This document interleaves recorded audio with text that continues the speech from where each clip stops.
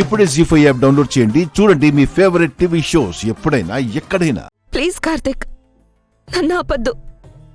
నేను లేననుకోండి, చచ్చిపోయాననుకోండి,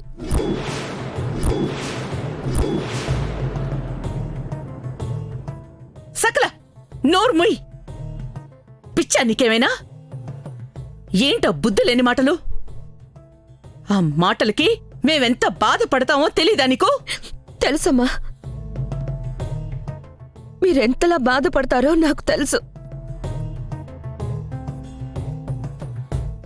నా మనసులో ఎంత బాధ ఉంటే చనిపోయాను అనుకోండి అని మాట్లాడతానో అర్థం చేసుకోండి.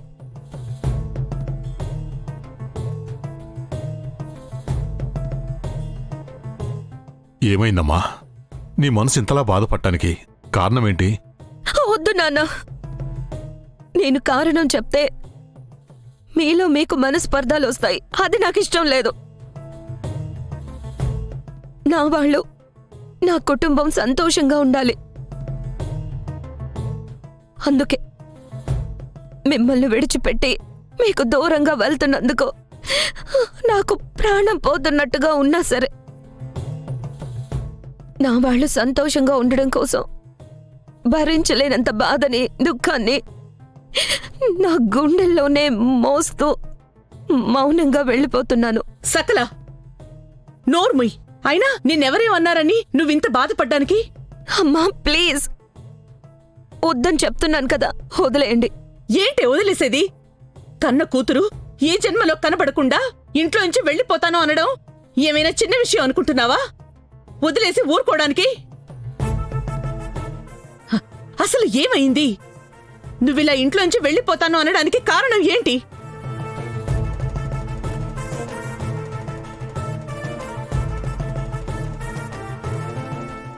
నీ కోడలు రాధిక.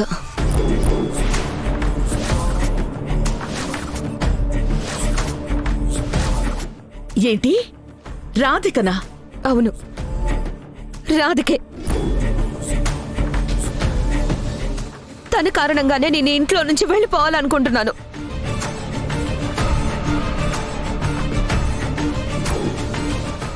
ఏం మాట్లాడుతున్నారు మీరు?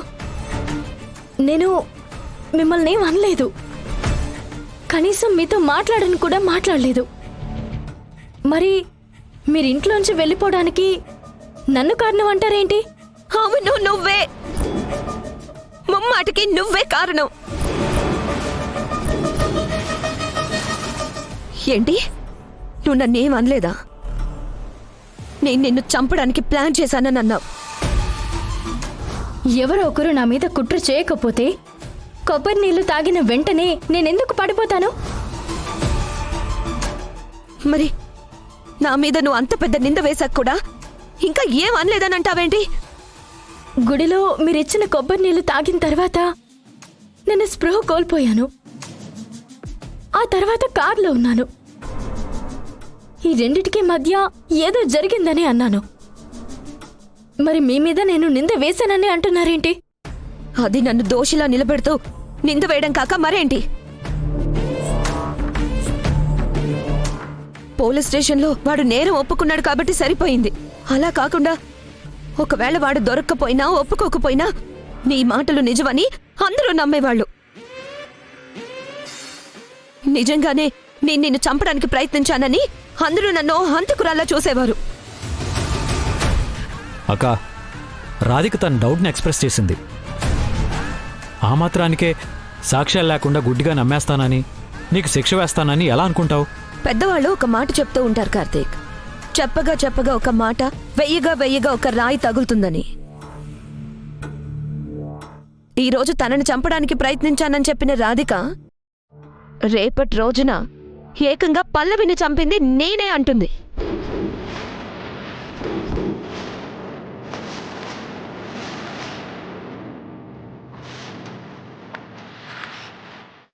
ఇప్పుడు నువ్వు నమ్మకపోయినా అప్పుడైనా నమ్ముతావు.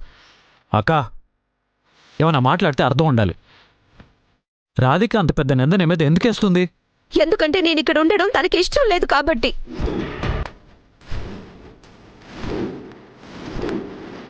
నన్ను ఇక్కడి నుంచి ఎప్పుడెప్పుడు పంపించాలా అని చూస్తుంది.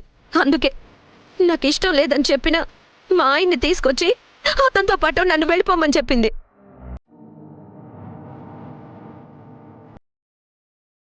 నా మీద ఇంత కోపంతో ఉన్న తను పల్లవిని చంపింది నేనే అని నింద వేయడంలో పెద్ద ఆశ్చర్యమేముంది?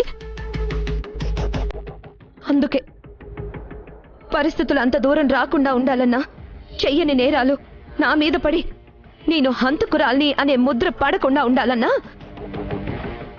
నేను ఇంట్లో నుంచి వెళ్ళిపోవడం ఒక్కటే మార్గం. అక్క అక్క ఆగు. వదులు అక్క ఆగు. ఆగు అక్క. కార్తీక్, వదులు. వదులు. కార్తీక్, వదులు. వదులు. వదులు అక్క. వదులు. ఆగు.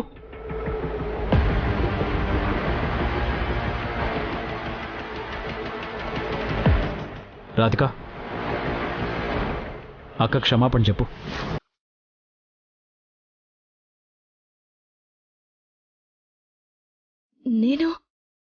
నేనేం తప్పు చేశానండి క్షమాపణ చెప్పడానికి? ఆధారాలు లేకుండా అనుమానించడం తప్పే రాధిక.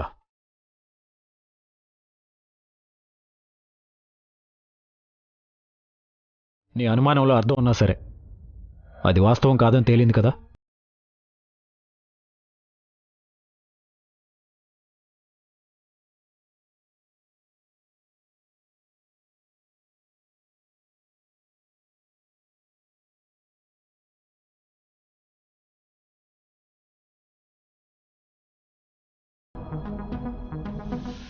వద్దు కార్తీక్,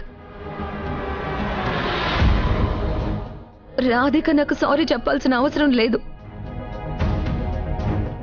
నేను ఇంట్లో నుంచి వెళ్ళిపోతే తను హ్యాపీగా ఉంటుంది.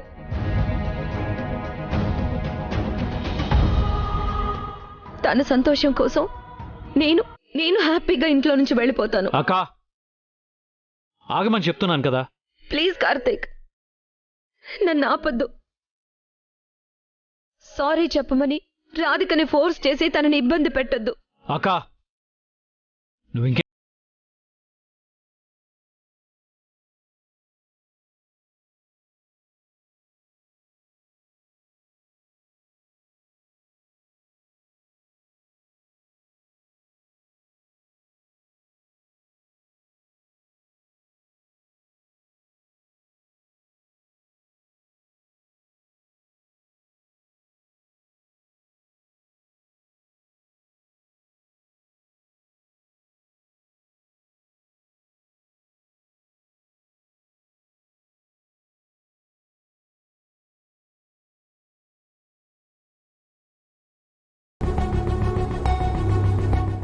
నేనలా స్పృహ కోల్పోవడంతో మిమ్మల్ని అనుమానించాను.